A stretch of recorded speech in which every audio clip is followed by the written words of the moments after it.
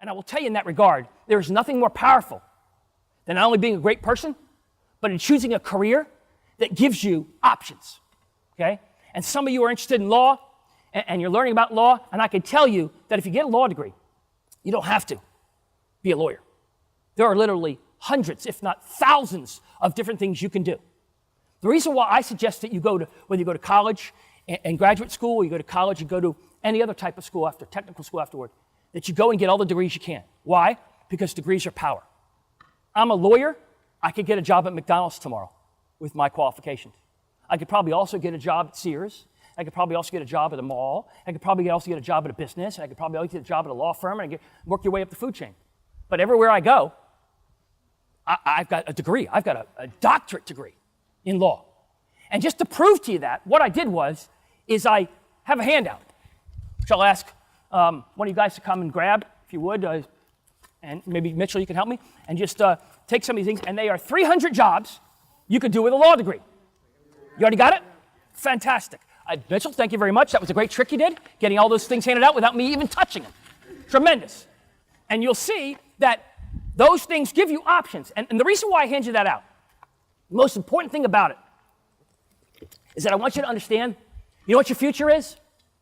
That. Not this. You don't know what your major is? Who cares? If you told me that I was going to be on TV, on CBS Morning News last week, talking about the natural disasters and be featured on there and all that kind of stuff, when I was 15, I would have thought you were on some sort of drug that I'd like to know about. You change in life based on the opportunities that are before you. Some of you will be convicted. Some of you will say, hey, you know what? I know exactly what I want to do. I want to be a film production guy. I want to be a graphics person. I want to go into this. But I'm just telling you, no matter what you want to go into, keep an open mind and adapt. And what this does is this gives you different types of careers to show you the power of a law degree. The power of degrees that stand on. If you get an engineering degree in college, you could be an engineer whether you're a lawyer or not. You could be an engineer whether you're a doctor or not. If you get a nursing degree, nursing pays really well. There's going to be a huge need. There's a lot more older people that are living longer. Okay? You have a degree that stands on its own. That's not to say that I don't think you should go get a business degree. It's not to say I don't think you should get some degree that just says economics on it. But if you're just getting a college degree, get degrees that stand on their own. That independent of that, they can stand. You could work. If I had to go back to school, I'd probably go back and do two things. I would take 3 languages. I'd probably go back and get an engineering degree or something that gave me a double skill.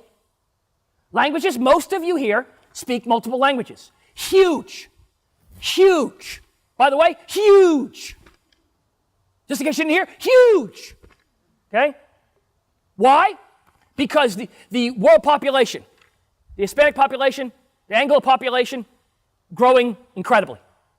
The Anglo population will be a minority soon.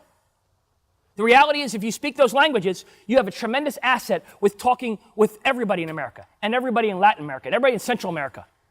And once you learn another language, it parlays. If you have French, you could talk to Haitians, you could talk Creole, you could adopt any languages you guys can learn. I would encourage you. Language is power. There's nothing more impressive than sitting in a restaurant. I could tell you what, I'm sitting in a restaurant yesterday, and I will tell you the camera guy, one of the camera guys, Javier, he's Cuban, okay? So you wouldn't know it because he speaks perfect diction English, but somebody was talking in Spanish, and they were talking way faster than I could ever understand. And certain people from certain cultures speak unbelievably fast. And every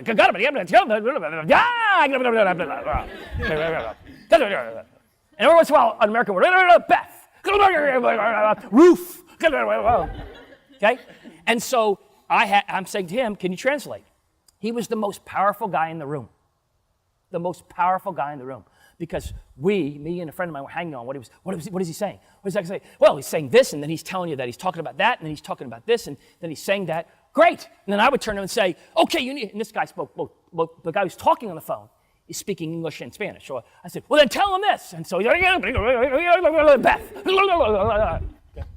But if you have that language power, do you see what we're doing? We're taking assets you have.